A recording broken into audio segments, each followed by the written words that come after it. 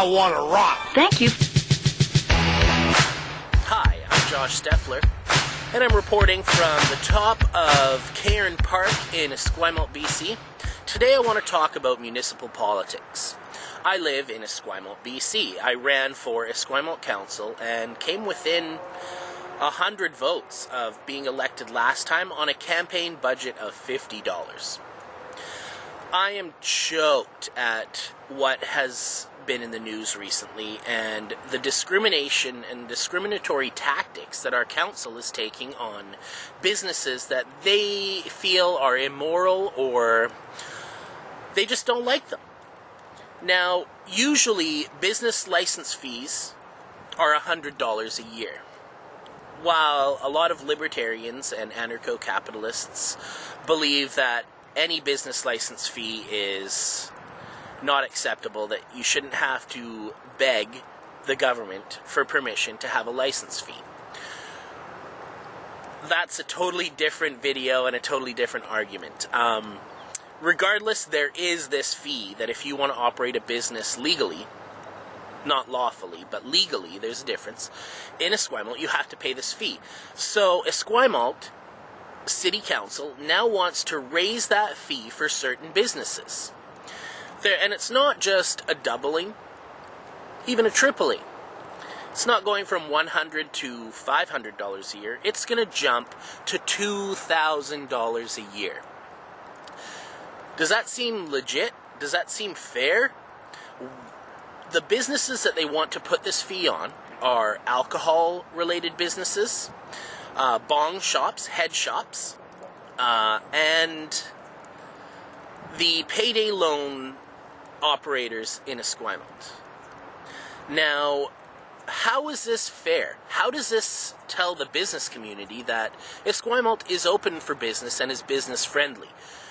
Originally, it was proposed by somebody who ran in the provincial election that we should just apply this structure, this extra fee, to payday loan lenders because we could recoup the costs from these businesses and put them towards offering Esquimalt residences emergency loans or loans without the ridiculous amount of rates of interest that these payday loan companies are charging. Sounds all well and good, but then here comes the slippery slope. It started with just the payday loan businesses. Now they want to add it to the alcohol businesses and the head shops as well. What about that is not discrimination? All these businesses are operating legally. They're selling legal products. They're offering legal services. Now, you may not agree with them, you may not like them, but they are completely legal, and they should not be charged $2,000 a year to operate in Esquimalt. That sends the message to both people wanting to run for office that the precedent is set. Now, if you don't like a business, you could try and run for council and then push for the $2,000 fee to apply to that business. Would it be acceptable to apply this $2,000 fee to businesses owned by women, or businesses owned by men, or businesses owned by minorities, or businesses owned by people that don't live in Esquimalt? Where does the discrimination stop? Why is it okay to discriminate against some businesses, but not others?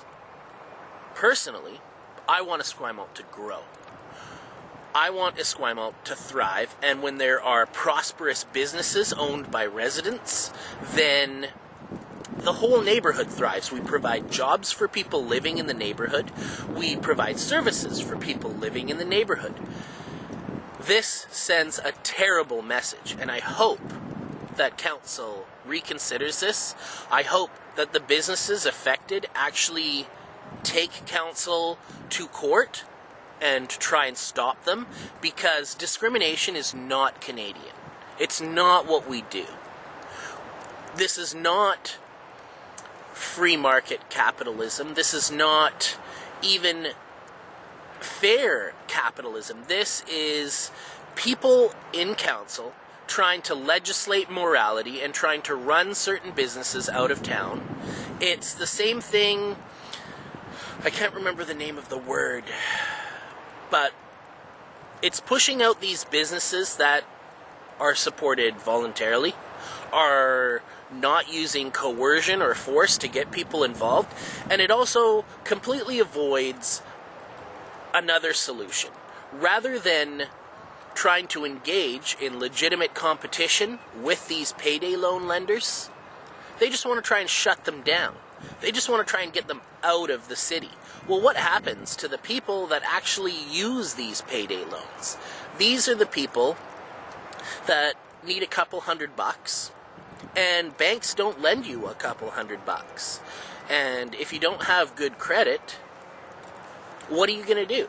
You're just going to go out of the city and borrow from a payday lender on Douglas Street or on Saanich Road or in any of the other municipalities.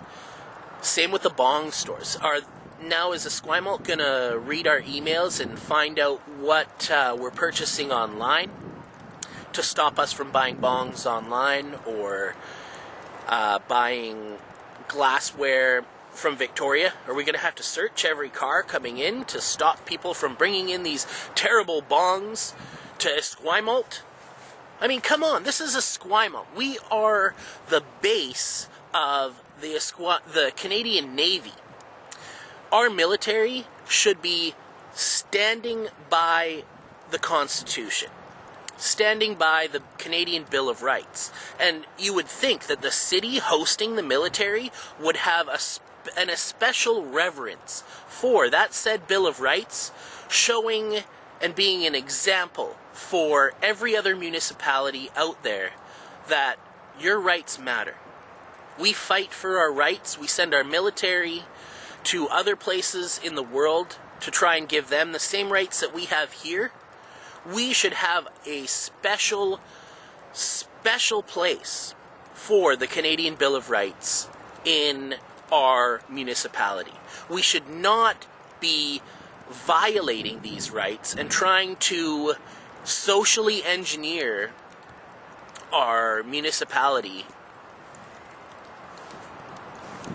Solutions. Next year is the municipal elections. I'm going to be running, and I hope to have a whole bunch of people that do hold the Canadian Bill of Rights and the Canadian Constitution in their hearts, a special place for them, that care about words like liberty, freedom, your right to enjoy your life, your security of the person, your enjoyment of property. And to all of you Esquimalt councillors that are going to vote for this, we're not going to let you slide by. People are going to remember this. People are going to remember the social engineers. And we're going to run against you. Make the right choice. Read the Canadian Bill of Rights. Don't discriminate against certain businesses because you personally don't like them. Other people have the right to make free choices with how they spend their money and where they spend their money, as long as they're in legal and lawful businesses. This is Josh Steffler with wearechange.victoria.org and Freedom Free for All TV. Find us online. If you have other solutions, if you're interested in running with me in Esquimalt or in any of the other 13 municipalities, we need people to run against this rampant authoritarianism that is taking over municipal councils everywhere. There is a lack of respect for your hard labor and your income, and they're coming for it. They're gonna it's not even nickel and diming anymore. It's $5 and $10ing you. It's $10 billing and $20 billing. Eventually, we're going to reach a point where we don't have any more money to give. I know I'm rapidly reaching that spot. Please, if you're interested in running with me, leave a comment below. Send me a message. We'll get together. We can do this. We can do this. Be safe and be free.